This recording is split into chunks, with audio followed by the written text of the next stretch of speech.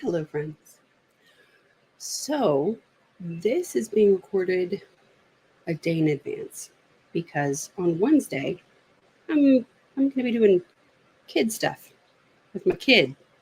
So, I won't be available to do my daily reading, and I still want to make sure that that gets done. So, what I'm going to do is I'm going to record it now and I'll upload it so that it goes live tomorrow at 11:30 Central time, my time here in San Antonio, Texas, and and yeah, so we won't miss out on anything, and hopefully, um, it won't be glitchy either.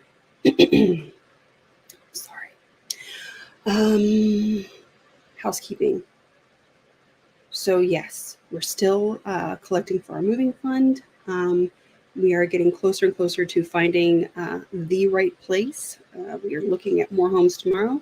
We really hope to have a decision by the end of this week, and then everything's happening just like that. So, any assistance that would be great. I, of course, have my books, Misty Fairchild in the Heart of Alignment, and Adam Rowan. I have copies for sale that I will sign to you and send them to you with just the cost of the book and shipping.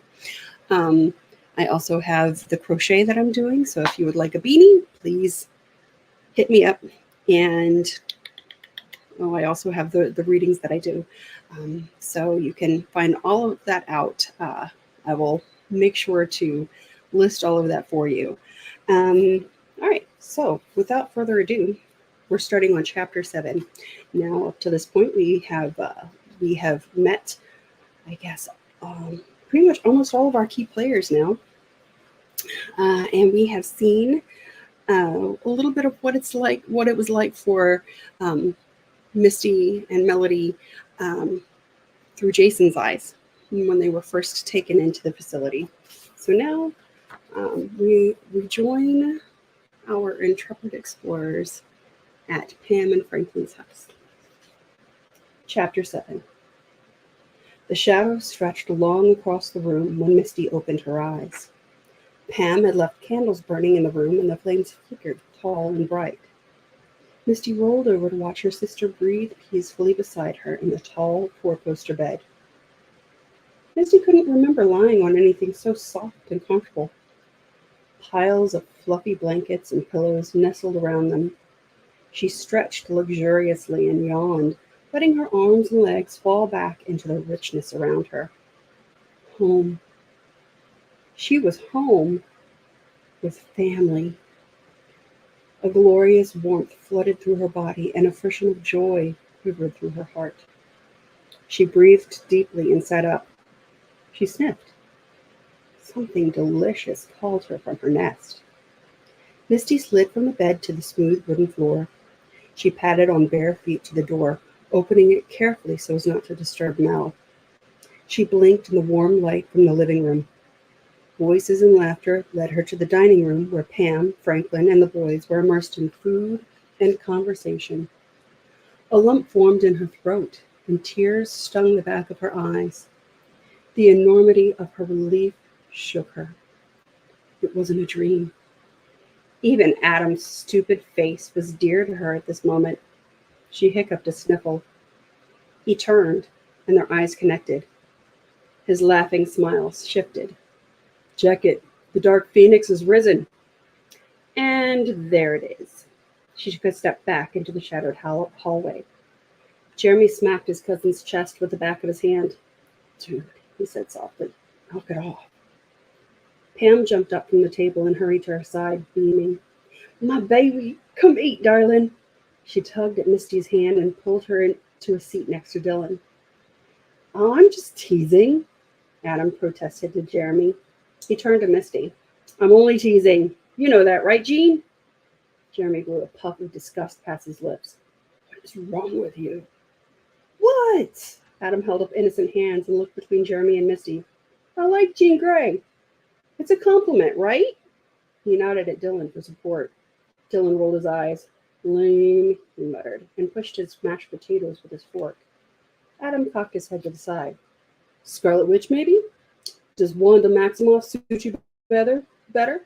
No more mutants," he he said in an approximation of an Eastern European accent. The corners of Misty's lips twitched. Yep. He pointed a fork at her. He turned to Jeremy. I knew we had to have a marble fan on our hands. Actually, Misty gazed at the enormous plate of food Pam set in front of her before meeting Adam's eyes. I always thought of myself more as Starfire when I was a kid. Adam clutched his heart. Holy shit. He turned to Jeremy. She went DC on us. I did not see that coming. He grinned at her before shoveling a bite of food into his mouth. Jeremy shook his head. I don't take him out in public much. Misty smiled. She lifted a forkful of broccoli to her mouth and became conscious of the fact that Dylan, Adam, and Jeremy watched her. The loathsome telltale heat of a full-blown blush bloomed across her cheeks. Adam and Jeremy had the decency to shift their eyes to their plates. Dylan jumped and dropped his fork. What? He demanded of Adam across the table. Adam cut his eyes to Misty, then pointed his fork to Dylan's plate before giving Dylan a hard look. Stop staring, he mouthed. Misty cleared her throat and shifted in her seat. She took a prim bite and did her best to keep the orgasmic delight of this home-cooked meal to herself. Oh, honey, said Pam, don't try to be polite in this house. You can enjoy your food. Don't let them boys embarrass you. She slid a slice of chocolate pie heaped with meringue in front of Misty. Misty looked from the pie to Pam's glowing and encouraging face. She flicked a bare glance at the boys, who all pretended to look at their plates. She gripped her fork and stabbed into the pie. She took a bite. Oh, my God. She melted into a puddle of ecstasy, then proceeded to ignore the grins from the boys as she relished every bite. Sunset had long passed when Melody rose from bed. She found everyone gathered in the living room with a new face, an older gentleman with a long, black, bushy beard streaked with gray and white. A note of familiarity struck her, and she wondered if Pam had called in some long-lost uncle she knew from early childhood. Pam ushered her into the room and set her up with a folding TV tray and a hot plate of food. Welcome back, Melody, Franklin said with a warm smile. I hope your rest was healing and restorative. Jeremy smiled at her, his big brown eyes calm and kind. All the boys smiled, even Adam. The aura of blue calm radiating from them astounded her, given that the last state she'd left them in, apparently everyone had gotten a restorative reset. It was, Melody said. Thank you. Melody, this is Rabbi Milton Brockman, Pam said, gesturing to the familiar stranger, who stood to greet her. Hello, Melody. I'm honored to meet two such extraordinary young women as you and your sister. He enveloped her hand with both of his own in a handshake that felt more like a hug from an adored grandfather. Melody loved him instantly. Thank you. He returned to his seat. Now eat, eat, he gestured to a plate. Don't let all this talk stop you. You need your strength. Rabbi, you were saying, prompted Adam. Yes, the rabbi slapped his thighs. And please, call me Milt. When he smiled, his dark eyes twinkled. As Frankie has already told you, this operation has been going on for a long time. We've been working on shutting down the Archuleta facility for decades, and we're getting closer to our goal every day. But this isn't the only one. There's an underground network across the globe. Children trafficked and traded like dry goods, used for all manner of obscene and nefarious purposes. His face contorted with disgust and grief. When I say underground, I mean it quite literally. There is much more going on beneath the Earth's surface than the average man can ever even account for. Adam exchanged a knowing glance with Jeremy. Don't we know it? Milt chuckled. I know you do, Adam. Adam. He pronounced Adam like Adam.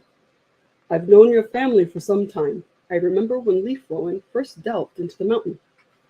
Dylan scoffed. You knew Leaf? But he was our great-great-granddad. He dug out the mountain in the 1920s. You're like 60 or something. How can you remember that? Very well, thank you, Milt grinned. Never trust appearances, young man. Mel looked deeper into the aura of this man and was astounded at the depths she found. His vibration revealed ancient layers like parchment. He carried the weight of centuries, immense tragedy, but so much more joy. To his core, he radiated love and peace. Melody and Misty looked at each other in surprise. Milton smiled at her. Yes, Melody, you see correctly. I am much older than I look. But you sound like you're from Brooklyn, Dylan blurted. Milt guffawed. What's wrong with Brooklyn? I like Brooklyn. Dylan shrugged. Well, all right then. Melody's heart swelled with tenderness and awe. Immense love poured through her. Milt took Melody's hand. I love you too, my dear. We've known each other for many lifetimes. This is just the first time I've met this shape of you. We continue our great work together, yes? Flashes and fragments of memories of other times, other faces, but still the same presence flickered through her mind. Tears filled Mel's eyes. She nodded, too overwhelmed to speak, and squeezed his hand. Jeremy cleared his throat. If I may ask, what is your great work? I come with the same purpose with which each of you manifested into this life, to enjoy freedom and allow that freedom for others, to experience joy and spread that joy to others, and to grow and undergo expansion with others. We have all worked and played together many times before now, though Melody is the first to remember. Tonight is a family reunion of sorts, though most of you may remain unaware at this time. A surreptitious smile curved his lips. Some in this room know a bond closer than others. What fun that unfolding of discovery will be. Eyes around the room shifted quickly, moving on before maintaining a prolonged contact. Milt chuckled. Yes, how exciting. Dylan raised his hand. Milt beamed at him. A question, young Dylan. Yeah, what are we supposed to do about all these kids? The turbulence beneath his question smote Melody in her heart. That is a burden too great for such young and untried shoulders. There are many at work at this time to dissolve this injustice. But you and your family have yet a role to play, Dylan, if it is you choosing. Does it bring you joy to imagine freedom for these children? Dylan's brow furrowed. Well, yeah, of course. At least, his hand moved over his heart. It hurts to think of them suffering. Milt clapped a hand on Dylan's shoulder. Aha, you have discovered what is unwanted. This is a wonderful step. In knowing what you don't want, what you do want becomes clear. Dylan inhaled. So, because I don't want them to suffer, I do want them to be free? Milt squeezed his shoulder. You can know both sensations at the same time, but if you want to shift the outcome, you must choose to focus on one over the other. How do we free these kids? Asked Adam. If it's war, don't we need weapons or powers or something? We've got the Wonder Twins over here, but not much else, and it sounds like the other side has at least a dozen more like them on their side. War, Adam? War only begets more war. Jeremy sat with his arms crossed over his massive chest. To be fair, Milt, the girls told us that the other side is preparing for war. Isn't that the big fight y'all have been at all these years? Milt's eyes crinkled. Warmongers will ever be preparing for war. It is all they know, all they understand. But it does not follow that one must satisfy them. So, Adam drew out the word. Are we just gonna sit on our thumbs? Do nothing doesn't sound like an effective strategy. There are more ways than one to peel an orange, Milt said. Isn't that to skin a cat? So violent, Adam, Milt laughed. Why are you skinning cats? They are delightful creatures. I like my way of saying it better. Then you get to eat a lovely orange. Beautiful fruit. Adam mused. I'll allow it. Thank you, Adam. You will learn to allow much more in time. That is the key to this unfolding. But how will allowing bad things stop bad things? Dylan asked. Aha! Milt held aloft his index finger. You ask good questions, Dylan. It's a question of focus and perspective. We must see the bad things. We cannot pretend they do not exist. But if we spend too much energy focused on them, we make them bigger, you see. What's the solution then? Jeremy asked. We have to see them, but we can't keep looking at them? How do we make it stop?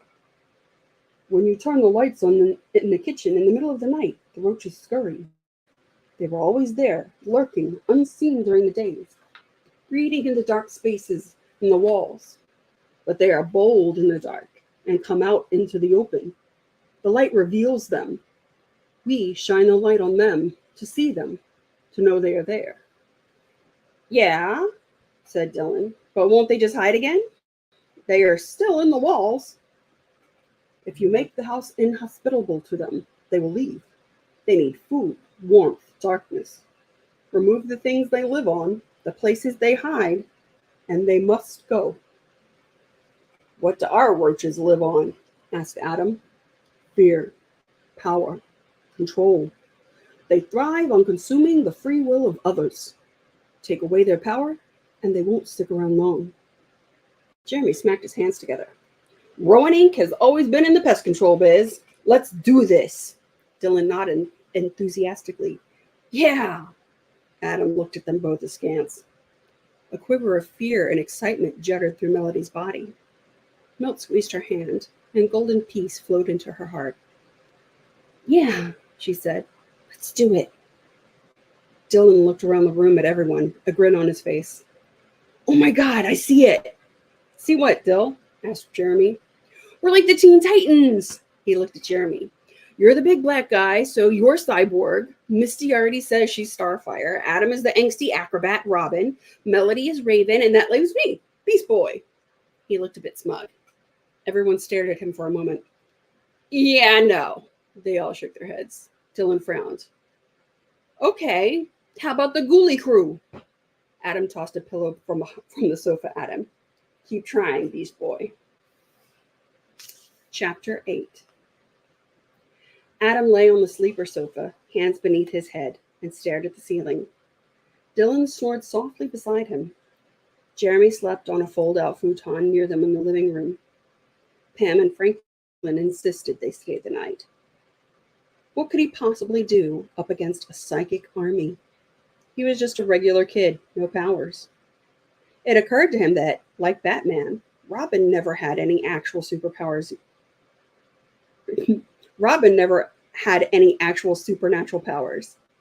But Dick Grayson grew from being perhaps the most famous kid psychic in comic book history into Nightwing, a pretty kick-ass superhero in his own right.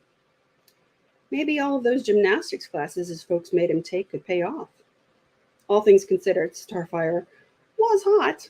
Adam grinned and rolled to his side. The crowing of a rooster woke him from a dead sleep. His watch read 5:45. Adam rolled back onto his back. Dylan snored loudly. Nothing short of an atomic explosion ever woke that kid. The rooster crowed again. Adam smashed his hands over his face. Jesus, he groaned. It was no good. He was awake. He pulled on his jeans and sneakers and headed to the kitchen. Pam stood at the counter, rolling out dough in a robe and slippers. An ancient coffee percolator bubbled away next to the stove. The smell of sizzling bacon mingled with the coffee, bringing warmth to Adam's heart and a smile to his face. Morning, Adam, Pam greeted him cheerily. I'm surprised to see you up this early, what with the late night and everything going on. I couldn't sleep a wink. That's just too much excitement. Coffee's almost done. Yeah, thanks. Adam looked around the kitchen. Is there anything I can help you with? No, thank you, honey. Pam placed the cut biscuits on a sizzling cast iron pan, flipping them each once in the hot fat. I got this. Jeremy's up already, too. He's out there with Frank, if you want to join him. She nodded her head towards the back door. If you're sure. Mm-hmm, she replied with a smile, then turned to put the hot skillet full of biscuits in the oven. Adam sauntered out the back door. A hint of dawn paled the eastern sky. Adam passed a little blue chicken coop that had tiny windows with shutters and flower boxes. He grinned at the cute hominess of the little chicken house until he spied the offending alarm clock. A large rooster scratched and pecked at the yard amongst its harem of little hens. You're lucky I don't kick you, you little bastard. The rooster turned its beady black eye on Adam and cocked its head in the jerky way of chickens. It clucked and stepped around to face Adam. Adam smacked his chest. Yeah, come at me, bro. The rooster rose and flapped its wings at Adam. Adam let out a screech and jumped back several feet. Adam, leave my chickens alone. Franklin's voice drifted from another part of the yard. Adam moved in that direction, but not without a few glances over his shoulder to make sure the rooster didn't follow him. He walked past several raised vegetable beds and through what appeared to be a tiny forest. He found Franklin and Jeremy side by side in a tidy little Zen garden surrounded by fruit trees. Both stood in identical martial arts poses. "Aw, Jer, you found a qigong buddy. Good for you." Jeremy's mouth drew up in a half smile. "You best find your center too, Adam. Shit's getting real up in here." Adam smirked. He shook out his arms and legs and rolled his neck a couple of times. He stretched, then joined Jeremy and Franklin in their exercises. The mini meditation Franklin led them in the day before had a profound effect on him. His parents had raised him and Dylan to practice mindfulness and various mind, body, spirit techniques. But whatever Franklin did was next level. Adam had never had an out-of-body experience, but yesterday felt the closest he could imagine to what that was like. Franklin led Adam and Jeremy through the poses, and when they were done, Adam was relaxed and energized. He wasn't even mad at that rooster. Oh, maybe he could even take on a psychic twin army. Maybe. Adam slapped Franklin's hand in a friendly handshake. "All right there, Frank. I didn't have you pegged as the Mr. Miyagi of Texas." Franklin laughed. "I have a car that could use a good wax if you need more practice. In the meantime, y'all can help me with chores." Back at the house, Pam had spread breakfast on a long wooden table outside. It occurred to Adam that just about everything came from their own little plot of land, except maybe the coffee. But he wouldn't put it past Franklin to figure that out as well. Misty sat on the other side of the table from Adam, but at the opposite end. She didn't look at him throughout breakfast, which was a relief to him after the awkward dream he had the night before. He didn't think he could look her in the face after that one. His cheeks grew warm at the memory. After breakfast, Adam cajoled Dylan into helping him clear the table and wash the dishes. It wasn't terribly difficult. As surly and recalcitrant as Dylan could be, Cynthia Rowan had raised her boys well. The final dish stacked in the cabinet, Adam looked out the window to everyone still gathered around the table. Jeremy gazed at Melody across the table from him. He leaned on one massive fist, hanging on her every word. Adam snickered to himself. "What?" Dylan asked. Adam nodded towards the window. "The big lug. He's precious." Dylan peered out the window in confusion. Realization dawned on his face with a slow smile. He chuckled. "Maybe you guys can double date." Adam cut a swift look at Dylan. Dylan gave him a cheeky grin. "Shut up, squirt." Adam popped him with a dish towel. "I don't know what you're talking about." "Oh, Starfire," Dylan said in a falsetto, eyes closed, hands pressed beside his cheek. "You're so hot." He made smooching noises. Adam flushed warm and grabbed his little brother's shoulder. "I swear to God, I will end you." "Don't worry," Dylan grinned. "I understand that silence is golden. As are my fees." "Sorry, I only carry foreign currency. What's the exchange rate for the pound?" Adam held up a fist. Dylan wheezed a high-pitched giggle. "I think it's adorable. You'll make such cute babies. Super-powered babies with laser beam eyes." The image of a baby cutting through walls with laser eyes and setting the whole place ablaze flashed before him. A cold lump dropped in his belly. Irrational rage flared in his chest. Adam snatched Dylan into a headlock. "One more word, bitch." Dylan squealed and struggled to push him off, half screeching, half laughing. "Laser beams!" "Yeah, Mom's not here to rescue you this time."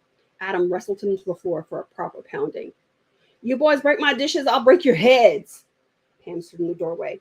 "Yes, ma'am," they answered in unison. Adam smacked the back of Dylan's head. He shoved his little brother towards the floor and stood up. "Ow," Dylan said, rubbing his head where Adam hit him. "Asshole," he muttered. Adam glared at Dylan for a moment. His breaths came hard and ragged. A jittery sensation quaked in his chest. He slammed the towel on the counter and stormed outside. He marched up to Jeremy and pushed his index finger against Jeremy's rock-hard bicep. Dude, we've done what we came to do. Let's head home. Jeremy's chin slipped from his fist. He turned to Adam, startled. What? Why? We came, we saw, we dropped off the girls. He gestured to Melody and Misty without looking at them. Veni, vidi, via con Dios. We should hit the road. We can fill our folks in when we get home and figure out next steps from there. Out of the corner of his eye, he caught a small frown on Misty's lips. He ground his teeth. What? Jeremy's face filled with bewilderment. What's your problem? I thought we'd what? Storm the castle? Adam huffed a laugh. We can pick up with our folks and see what they want us to do. This part ain't our fight. The girls are with their family, so let's go. End of story. He turned to Pam and Franklin. Thank you for your hospitality. With a bare glance at the girls, he said, good luck. Adam did not wait for a response. He spun on his heel and headed to the galaxy. What the hell was that? Jeremy demanded as he slid into the passenger seat a few minutes later. Dylan wrenched the back door open and flounced into the back seat. Adam wrung the steering wheel, jaw clenched. We did what we came to do. We're done. That's not how you were talking last night. Probably has something to do with the sex dreams he had about Misty last night, Dylan said. He made a jeering grimace in the rearview mirror at Adam. There's 1,000 miles of empty places to stash a body between here and PA, Dylan, Adam growled. He slammed the car into gear and pulled out of the driveway onto the road. Good grief. Jeremy dropped his head back on the headrest. Come on, man. What are you, 5? You can't ditch the mission because you're afraid of cooties. Ditch the mission? Adam cut his eyes to the road. He cut his eyes from the road to look at Jeremy. What mission? I was not given a mission. I was told to come down here for a paranormal investigation, only to find out that no such case existed. Technically, Dylan said in a matter-of-fact voice, Aunt Glo never said we had an investigation. She just said we had to come down and check out a situation. He made air quotes with his fingers. Adam glared in the rearview mirror. 1,000 miles, Dilly. 1,000 miles. Dylan shut his mouth and sat primly in the back seat. It's not about that, Jer. What do you really expect us to do? We don't have powers. There's just 2.5 of us, and Dylan barely qualifies as half. Hey, Dylan protested. But it's not just us, Adam. Milt said there's lots of people all over the globe. Precisely, Jer. All over the globe. We can help just as easily from home, where we have our parents who are already doing the work. There's literally nothing more for us to do here. Except knock on the ladies, muttered Dylan. Adam squeezed the steering wheel and ground his teeth. Jeremy, do you honestly think it wise to start up a relationship with a girl who's literally just escaped from being held underground by a death cult for the last 5 years? Jeremy stared ahead at the road. A sober frown creased his face. Yeah, Adam nodded, smacking the steering wheel for emphasis. That's what I thought. Chapter 9. 2 years ago. Misty's bare feet hit the cold concrete before her eyes even opened. The klaxon signaling the end of sleep time blared, and the lights for wake time blazed. With swift automatic motions brought on by 4 years of daily repetition, she made her thin bed, while Melody did the same to her bunk beside Misty's. Blearily, she stood at a simulated attention next to her sister at the end of the steel bunks. Misty Fairchild. She jumped, her eyes popping open. Yes, ma'am, Trissa? Misty did her best to swallow back the yawn that attempted to wrench her jaw open. Why are you standing here asleep at wake time? The rest of your cohort is alert and ready. Why aren't you? Over Trisha's shoulder, Misty caught Jason Campbell across the aisle from her bunk make no effort to conceal his yawn behind Trissa's back. Even though Misty maintained eye contact with Trissa, even though Misty maintained eye contact with her, Trissa whirled around. 2 long, swift strides across the aisle brought her nose to nose with the tall young man. Jason stood stone-faced, his deep, violet eyes staring straight ahead, though his cheeks reddened to a shade nearly to match his auburn hair. One sculpted eyebrow arched, and Trissa's crimson lip curled. I see. We were practicing, Trissa. Triss's head snapped towards Joey. What? We, Joey faltered. Misty was shocked he'd even spoken up, since he rarely said anything to anyone who wasn't Jason, Melody, or herself. We were practicing, Melody repeated beside Misty. For today's exam. We were up past curfew because we needed to practice. Trissa stepped to the center of the aisle and looked up and down the rows of beds that lined either side of the gray dormitory. Is this true? Yes, ma'am, 20 voices chorused. Oh, that's so sweet. She clasped her hands in front of her and smiled. The cohort that lies together dies together. 50 laps. She snapped her fingers, and the children stifled their collective groan. The circuitous route used for laps was roughly 1/10 of a mile in length. It wasn't unusual that they were required to run 5 miles before breakfast. Trissa almost always found a reason for it, unless she was in an especially good mood, in which case they might be subjected to even greater feats of torment. The path led them past more concrete and steel, all painted drab gray or darker drab gray, illuminated by sickly green fluorescent lighting. Most of the doors were locked and bolted with signs declaring varying degrees of secrecy and clearance. Occasionally, large windows opened into rooms filled with uniformed or lab-coated men and women, busily attending to mysterious tasks, none of whom ever acknowledged the group of 20 teenagers jogging through the halls in their pale yellow sleep clothes. In fact, no one ever made eye contact with them, except for the burly tattooed dude who pushed the laundry carts through the hallways. Jason and Joey called him Isaac, though his name badge clearly said Steve Jones. He wore headphones, bobbing his head to unknown music, and when the kids passed, he gave a rock salute and declared, "Rock on, my dudes." He was quite literally the cheeriest staff person Missy had encountered in her entire time at the facility, and she wasn't sure how he had managed to remain here, all things considered. But there he was, day after day, encouraging them to rock on, and every day, Misty felt like she might be able to rock on for one day more at his words. On your left, Sleepy, Jason's voice echoed in her head, interrupted her thoughts, while a simultaneous electrical shock zapped her backside. Misty cast her eyes to the left as Jason jogged up alongside her. Thanks for outing us this morning, Jay. Misty rolled her eyes forward, but she sensed the grin on Jason's face, knowing his dimples were on full display. You know Trissa was going to make us do laps no matter what. We might as well have fun for it. While true, Misty still felt grumpy from lack of sleep and resistant to letting him off the hook. Life was easier when you had someone else to blame. Oh, miss, don't be like that, he cajoled. We were practicing after all, after a fashion. Missy pursed her lips against the rebellious smile that attempted to betray her mouth. Visions of last night's session rose to her mind. The consciousness of Jason's hands on her skin, the closeness of his body, spread warmth through her limbs. Flutters of sensation caressed her neck. Stop that! Tori and Tina Lopez snapped their heads around, scandalized that Misty spoke out loud during laps. She gave an apologetic shrug to the girls. Turning her internal voice back to Jason, she thought, You're going to make it worse. Nah, he returned. I'm going to make it better. A tickly, tingling vibration trickled down her spine, sending quivers through her body. She shivered and cast a severe look at Jason. At least, it was meant to be severe. Knock it off, Jay. I'm mad at you. Alrighty then. Jason accepted cheerily. His grin broadened and his dimples deepened. Be mad then. I'll catch up when you're awake and less grumpy.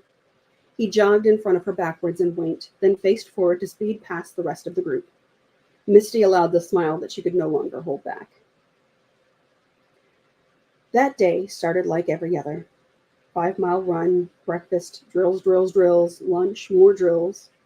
Jason spent more time reminiscing about the previous night's activities than he did focusing on the tasks presented to him. After a year of stealing kisses and heavy petting on the sly, they had finally gone all the way. Nothing could bring Jason down from his cloud. Jason sat with the rest of his cohort in the computer lab, immersed in equations.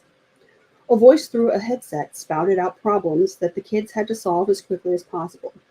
Sometimes they were thought experiments, other times they were straight up math. Every time you had to be fast. Mr. Campbell, a red-taloned hand wrapped around his shoulder. Jason removed his headset and looked up at Trissa's towering form. Her predatory smile always unsettled him. Yes, ma'am? Come with me, please. Joey, you will go with Dr. Galtieri. Dr. G stood by the door in his lab coat, clipboard in hand. Jason thought the lab coat did not suit him. He should be in a three-piece suit plotting mob hits at a pizza joint in New Jersey. Maybe it was the pinky ring. Jason pushed away from his desk with a sigh and walked to the door with Joey. Once in the hallway, they parted ways with an elaborate bro handshake. Trissa led Jason to the observation room.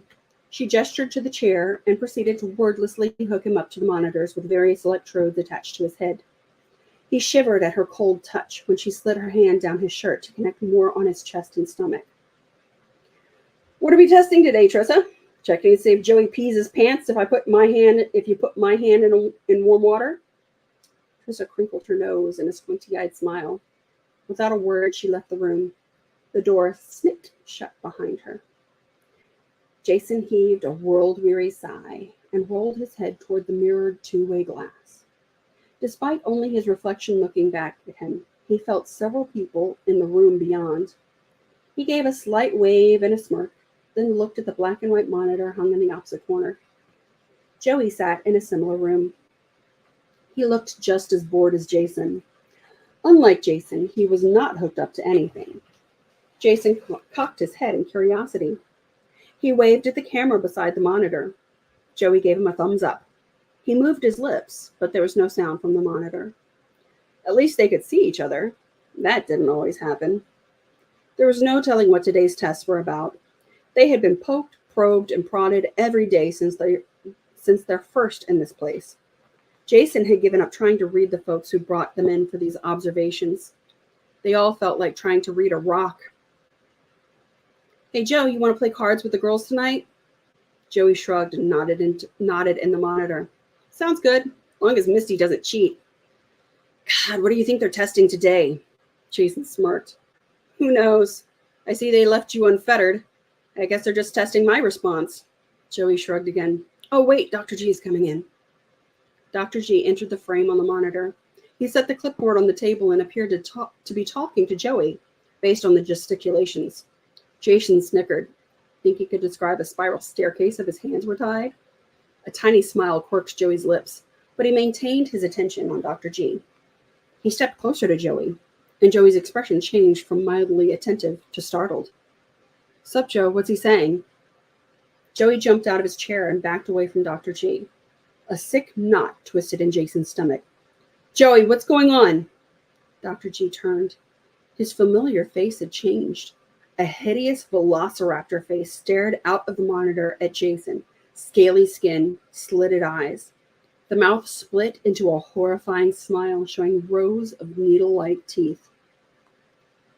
He turned back to Joey, who appeared to be yelling. Jason stood up and looked into the two-way glass. What's going on here? No one spoke. Back in the monitor, Joey had shoved the table between himself and the lizard Dr. Galtieri. Terror etched his face. The lizard man jumped on the table and lunged at Joey. Joey ducked and slid under the table. Jason leapt forward, knocking his chair to the floor. Joey! He tried to get a vibe on Joey, but all that came back was a white noise buzz.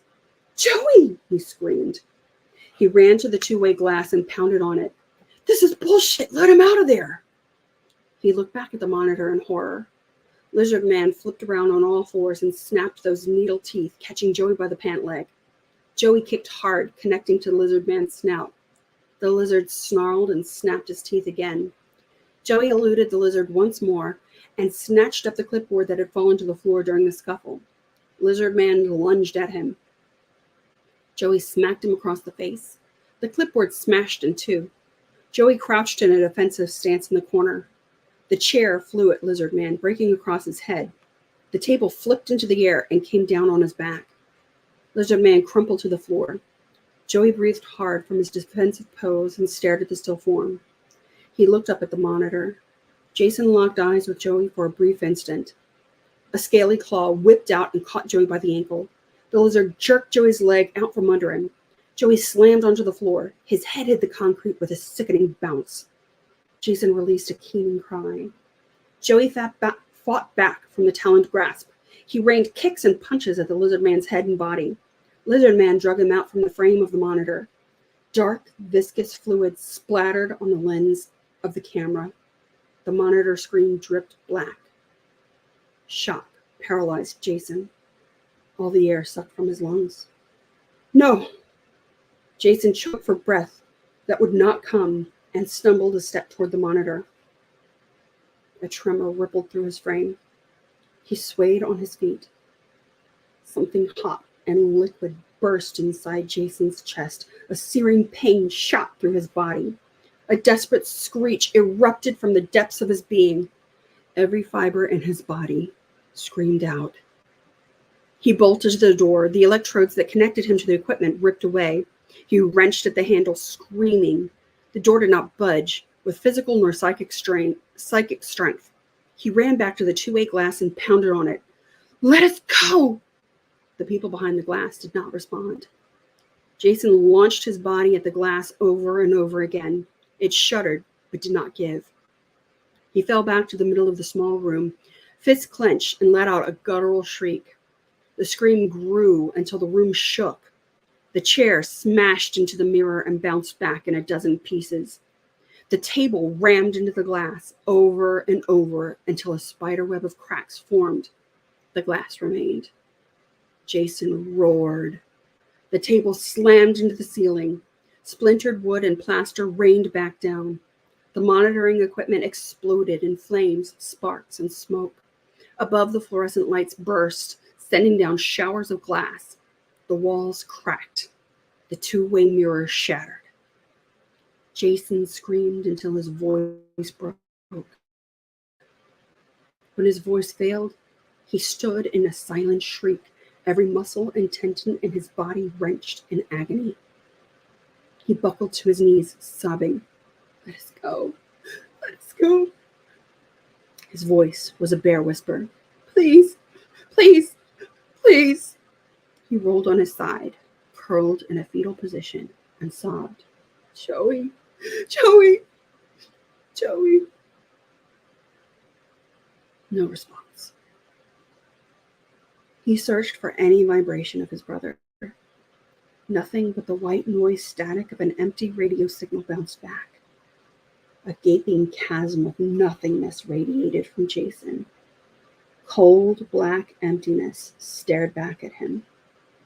For the first time in his life, Jason was alone. Emergency lights flickered to life, bathing the room in a blood-stained hue. The door clicked open. Trissa glided in with a slow clap. "Very impressive, Mr. Campbell. Before you destroyed the equipment, we got some interesting readings off you. You set off alarms through the entire facility. It may be a while before we get the lights back on in this section." "Where's Joey, you bitch?" he croaked. "Aw." Trissa made a tisking sound and knelt beside Jason's head. She stroked his hair back from his face with her red taloned fingers. Jason shuddered, but could not move to knock her hand away. "Don't touch me." "Come now, Jason. You and I are going to be much closer from here on out." She snapped her fingers and stood. "Allow me to introduce you to your new cohort. That old one was really holding a man of your abilities back." A sick sensation rose in Jason's throat. He got his hands under him to push off the floor, but vomited and collapsed again. 2 pairs of shoes stopped in front of his nose. He craned his neck to see 2 young men standing above him.